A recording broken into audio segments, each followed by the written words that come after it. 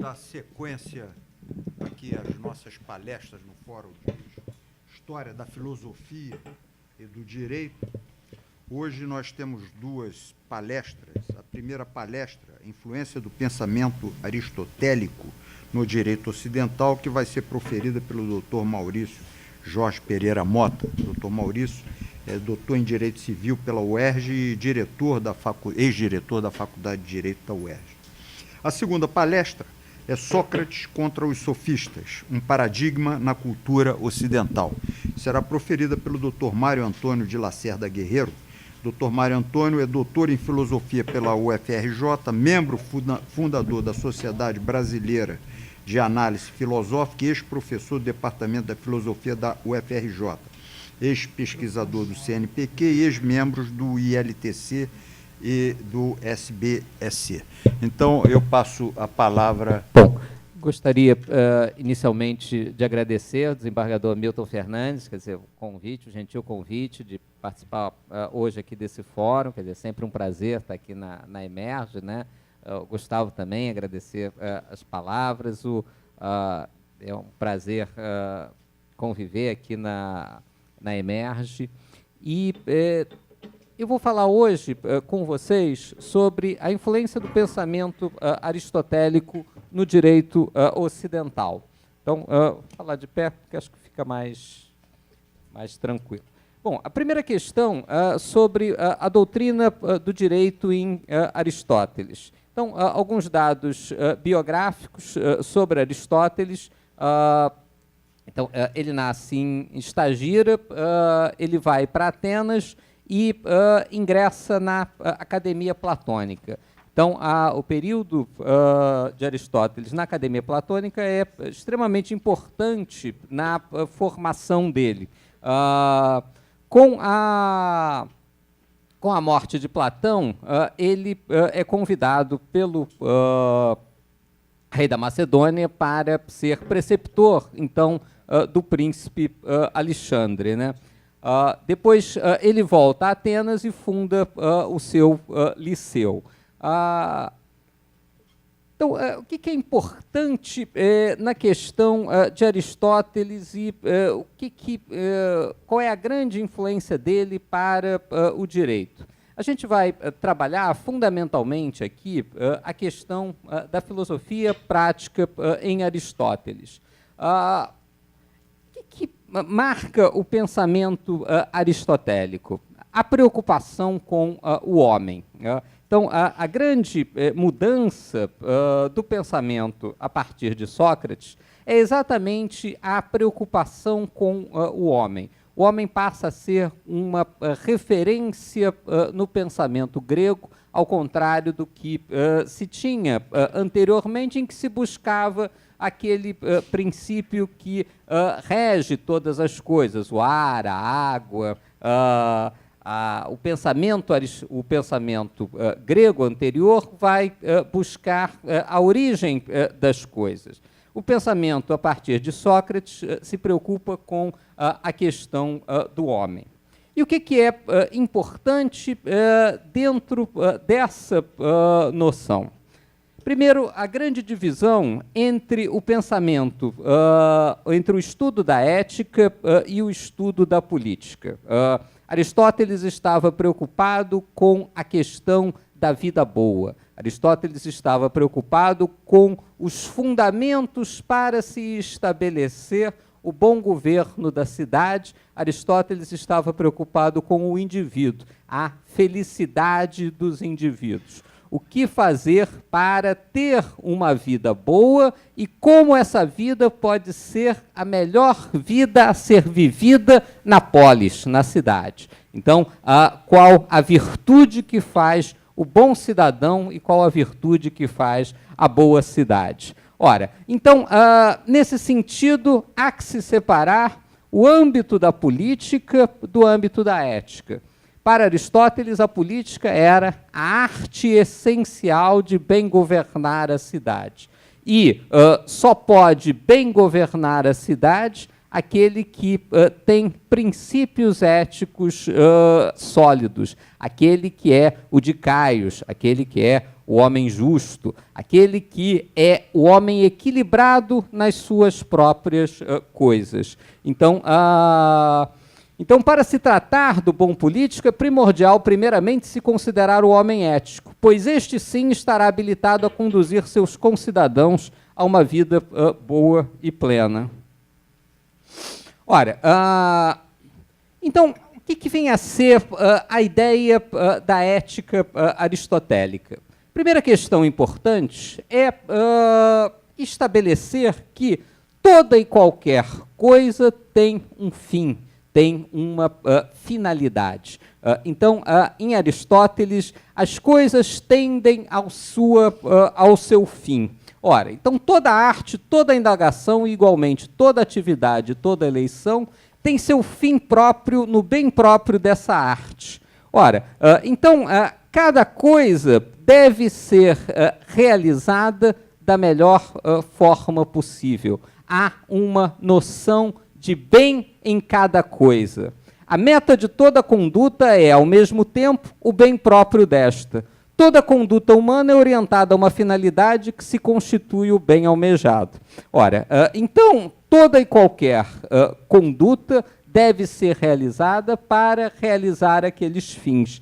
E os fins dessa coisa se tornam os fins de algo maior, que se torna o fim da cidade, que é a realização do bem. Ora, então, aquilo que existe é aquilo que cada coisa se destina à realização dessa virtude da cidade. Então, toda arte, toda indagação, assim como toda ação e todo propósito, visam a algum bem. Por isso foi dito acertadamente que o bem é aquilo a que todas as coisas visam, Ética Nicômaco. Ora, então, se há um fim em cada coisa, há um fim maior. Há aquilo que Aristóteles vai chamar do sumo bem. A felicidade e a finalidade da vida, que ele vai chamar da eudaimônia. O acordo quanto a este ponto é quase geral. Tanto a maioria dos homens quanto as pessoas mais qualificadas dizem que esse bem supremo é a felicidade e consideram viver bem e ir bem equivalente a ser feliz. Ora, então, se se cada coisa tem um fim, se o fim de cada coisa é o bem que essas coisas almejam, e se essas coisas almejam realizar uma finalidade, que é uma finalidade que é um sumo bem, que é a finalidade suprema, como os homens devem se conduzir em sociedade? As virtudes devem ser ensinadas. Estabelecer o que seja o bom governo de cada coisa ou o bom governo da cidade significa estabelecer que cada homem deve ser virtuoso naquilo que faz. Então, a ética aristotélica é uma ética das virtudes. É preciso ensinar cada pessoa a ser uma pessoa virtuosa. E o que é ser virtuoso? Ora, nós falamos em virtuose, a virtuose de alguém, a virtuose de um violinista, é aquele que supera a sua condição enquanto músico, aquele que faz bem a sua música, aquele que consegue extrair daquele instrumento todas as potencialidades que ele dá. E o homem não é diferente em sociedade. Ele visa extrair, através das virtudes, essa finalidade. Ora, então, a gente tem que discutir esse conceito que é fundamental, que é o conceito de eudemonia, o fim último e bem supremo. Não existe na filosofia aristotélica a ideia de bem supremo, válido por si mesmo. Todo bem está sempre em relação com a aspiração humana, que é variável de homem para homem. Ora, cada circunstância deve ser examinada nas suas peculiaridades. E aí a gente tem que discutir qual é a vida que merece ser vivida. Ora, se as finalidades devem ser a realização dessa vida boa em sociedade, viver bem significa viver em harmonia, quais são as vidas possíveis? Se cada coisa está em relação com a outra, como estabelecer uma vida harmônica em sociedade? E aí ele vai analisar 3 tipos de vida importante na polis. A vida hedonista, a vida política e a vida contemplativa. E aí ele vai falar sobre o prazer. Ainda que às vezes seja bom, o prazer não é nunca o bem mais alto, posto que carece da autossuficiência da eudemonia. A vida de lucro é contrária à natureza, já que os consagrados a ela convertem em alvo de seus trabalhos o que só serve como meio. A ventura do ser deve depender de outra coisa, nunca de algo que é puramente instrumental. Aristóteles vai fazer uma crítica acerba da questão da crematística, da vida pura para o comércio, da vida para amealhar bens. Ele disse, olha, essa não pode ser a vida ideal, porque está se transformando o instrumento naquilo que é a finalidade. Então, a vida puramente de prazeres, a vida puramente de acumulação, não é a vida ideal. A eudemonia é para Aristóteles uma atividade conforme a virtude, mas existem várias virtudes, e a maior deverá cifrar-se na virtude mais nobre, que é o elemento racional de nossa natureza. Para Aristóteles, o sumo bem reside no cultivo da inteligência e coloca sobre todos os outros ideais o da vida contemplativa. Essa é a atividade mais valiosa, posto que a inteligência é o melhor que há em nós e o mais permanente, pois a ela podemos nos dedicar com maior continuidade do que qualquer outra atividade. Ora, então, a vida contemplativa, a vida conforme a inteligência, essa é a vida que merece ser vivida. Então, o virtuoso é o que atinge esse ideal. Então, o virtuoso, em Aristóteles, é poder se dedicar a essa ou a esse elemento fundamental que é a racionalidade. Ora, mas essa vida, e ele vai dizer, não está ao alcance de todos. Por quê? O homem comum não pode chegar a essa eudemonia. A eudemonia da vida contemplativa é algo que está mais próximo do divino do que do humano. Exige sacrifícios que são sobre-humanos. Ora, então, esse tipo de vida, embora seja um ideal, ele é um ideal limitado, ele não é para todos. A eudemonia acessível ao homem comum, o que é próprio do homem, o fim a que esse aspira, é a perfeição da própria tarefa. O próprio do homem comum, aquilo para o qual ele tende, é realizar uma atividade da alma conforme a sua excelência da melhor maneira possível. Então ele vai dizer o seguinte, olha, o ideal de vida contemplativa é importante, mas é importante que cada um faça bem a sua tarefa, cada um faça bem aquilo a que se propõe. Em cada coisa deve existir uma excelência. Isso é um conceito chave em Aristóteles.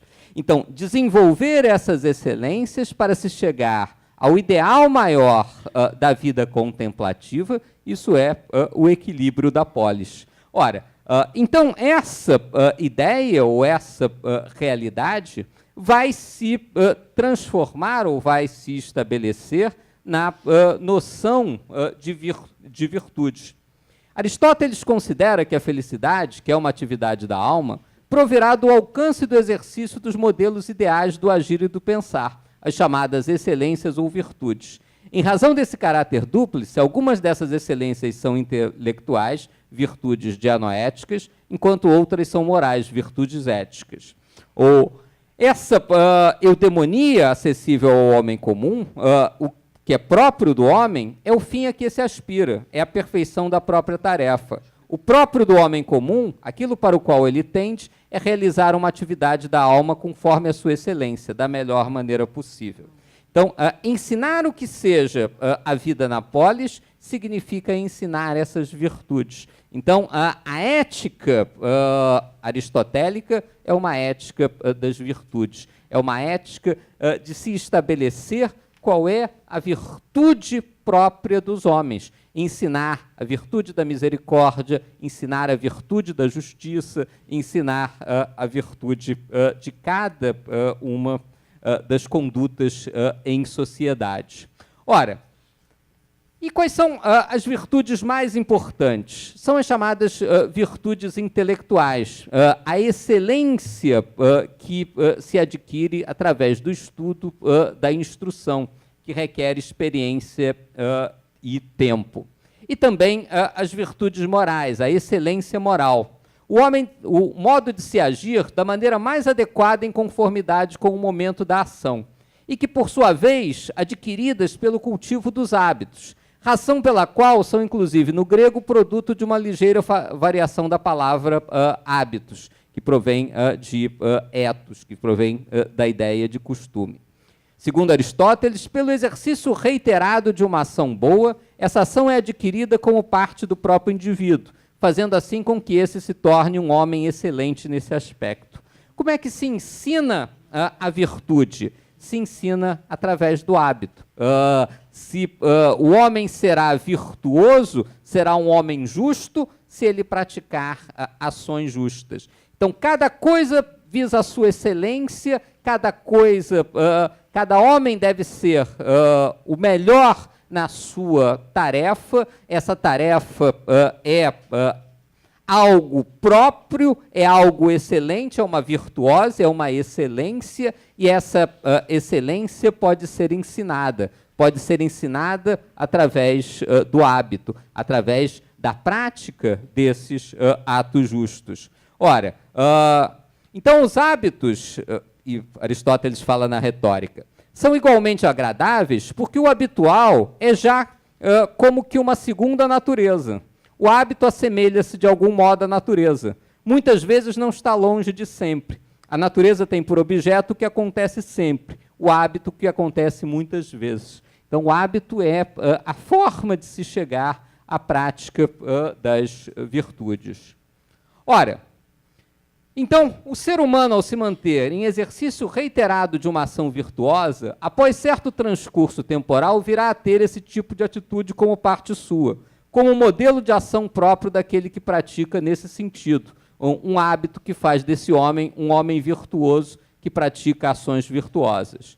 Então, a virtude moral faz com que os homens ajam da melhor maneira possível e que se disponham mais completamente para fazer o bem, tanto para fazer-se elementar, se conformar com o agir humano com a reta razão, a disposição racional para se agir conforme aquilo que é virtuoso. Ora, então cada homem deve se dedicar a essa prática, a essa virtude. Então, a virtude do direito e a virtude da justiça é a virtude de se praticar atos justos. Ora, e aquilo que nos interessa especificamente, que é o âmbito do direito. Qual é a ideia de direito, qual é o âmbito da justiça? Ora, por tudo que já foi exposto sobre a ética, faz-se possível deduzir que a justiça será uma espécie de virtude que disciplina o agir humano. Para a tradição filosófica anterior, especialmente tendo em vista o pensamento platônico, a justiça era enquadrada como uma das virtudes cardeais, junto com a coragem, a temperança e a sabedoria, que direcionam a conduta correta do ser humano. A temática da justiça reveste de tamanha importância no pensamento aristotélico que recebe um livro próprio a tratar do assunto nos seus 2 principais tratados sobre a ética. Além disso, a justiça é a própria finalidade da política enquanto ciência. E que tipo de virtude será a justiça? Aristóteles parte da noção comum de que justiça é a disposição da alma, graças à qual as pessoas, se dispõem a fazer o que é justo, a agir justamente, a desejar o que é justo. Assim, a injustiça seria a disposição da alma, graças ao qual elas agem injustamente e desejam o que é injusto. Ora, então vamos ver a questão da justiça no pensamento aristotélico. E aí é preciso fazer uma diferenciação do pensamento clássico para o pensamento moderno. O que é a justiça no pensamento clássico? No pensamento clássico, a justiça é uma parte da realidade. A justiça é uma res, a justiça é uma coisa, é algo que é dado a alguém. O pensamento clássico parte da ideia de que existe uma ordem natural das coisas. Uma ordem natural das coisas que estabelece a ordem e a estrutura das coisas. Cada coisa tem o seu lugar no mundo e cada coisa tem a sua porção da realidade. Então, existe uma maneira justa e uma maneira injusta de se dividir as coisas. A ciência do direito é a ciência que trata dessa partição das coisas. Então, o que é importante em direito é essa partição concreta das coisas. A justiça não é algo irreal, mas a justiça é algo concreto, é algo que cabe a cada um. Vejam que isso tem uma diferença fundamental do chamado direito natural moderno. No direito natural moderno, eu parto do indivíduo. A justiça é uma função do sujeito. Existem tantas justiças quanto existem tantos direitos quanto existem os sujeitos. Ora, se o direito é uma função do sujeito, o direito é um ideal. Todos os homens nascem livres e iguais, todos os homens têm direito à vida, à liberdade, à segurança pessoal e à busca da felicidade. Ora, isso é uma aspiração, não é algo que existe em concreto, porque eu não tenho bens suficientes para dar o que essa afirmação da Declaração de Virgínia promete. Ora, então eu tenho algo que é uma aspiração política. Aristóteles vai dizer, isso é o âmbito da política, não é o âmbito do direito. O direito é o âmbito do concreto. O direito é o âmbito do dividir, do dar a cada um o seu. É o âmbito das coisas que realmente existem. Direito é uma res, direito é uma coisa. Direito não é uma aspiração política. Direito não é uma função do sujeito. Direito é o produto de uma relação social entre sujeitos. Então, essa é a grande diferença do pensamento clássico para o pensamento moderno. Ora, e o que eu devo considerar como justo? Ora, eu devo considerar como justo aquilo que, em princípio, é estabelecido pela lei. Mas a lei é apenas um início da conformidade daquilo que é conforme o direito. A lei é uma aproximação do justo. A lei não é o justo em si. A lei é a forma mais cristalizada de uma relação que é uma relação generalista. Então, o justo em si, ele está além da lei. Ora, então, o que difere a justiça da excelência? Por esse motivo é que se considera que a justiça não é uma parte da excelência moral, da virtude, mas a excelência moral inteira. O que difere a justiça da excelência moral em essência é o fato de que uma se trata do exercício da virtude em relação ao próximo, enquanto que a outra é o exercício virtuoso como uma disposição irrestrita. Por sua vez, em vista dessa relação, o vício da justiça corresponde ao maior dos vícios. Aí ele procura fazer uma distinção entre a justiça num sentido universal e a justiça num sentido particular, ou a justiça geral e a justiça particular. Justiça num sentido universal é se conduzir como o homem justo. aquele que trata das suas coisas de maneira equilibrada e justa. Mas ele vai dizer, olha, isso não é o âmbito do direito, porque isso se confunde com a virtude moral como um todo. O âmbito do direito é o âmbito da relação interindivíduos. O âmbito do direito é o âmbito da relação concreta. É dar a cada um o seu dentro de uma relação concreta. Então, esse é o âmbito daquilo que ele vai chamar da justiça particular. Então, ele faz uma primeira diferenciação entre a virtude como um todo, a virtude moral, que ele identifica com a justiça universal, a justiça geral, e a virtude do direito, que é a justiça particular. Dar a cada um o seu, dar uma coisa concreta na relação particular. Ora, então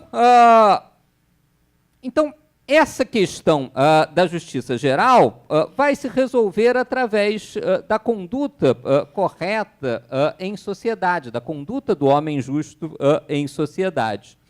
Aquilo que vai nos interessar mais praticamente é o âmbito da justiça particular. Ora, então, a justiça particular é uma parte da justiça geral, e tomada nesse sentido não se refere ao dikaios, o homem justo, mas ao tudikaion, a coisa justa. Uma pessoa teria a virtude da justiça em sentido particular se praticasse o justo, não se fosse justo. O dikaios, a justiça em mim, subjetiva, e o dikaion é a justiça fora de mim, na realidade, objetiva. Então, analisar a justiça particular é definir a arte do direito. A virtude da justiça particular, o ato próprio da justiça particular, é não ficar nem com mais nem com menos daquilo que lhe corresponde, de modo que seja bem realizada numa comunidade social a repartição de bens e das cargas. Dizemos que um homem é justo em sentido particular, especialmente para significar que ele tem o hábito de não tomar mais do que a sua parte dos bens que se disputam em um grupo social. Ora, então ele vai dizer que o âmbito do direito é o âmbito dessa justiça particular, dessa justiça que se estabelece em relação. O homem não existe isoladamente, a justiça não existe como algo isolado. A justiça não é uma função do indivíduo, a justiça é uma função da relação social. Só existe justiça quando existe relação social. Robinson Crusoe na sua ilha, não há que se falar em justiça. Só existe justiça quando chega a sexta-feira e ele diz que essa ilha é toda minha. Aí você tem o âmbito da relação de justiça. Então, aí nós temos essa virtude, que é a virtude particular.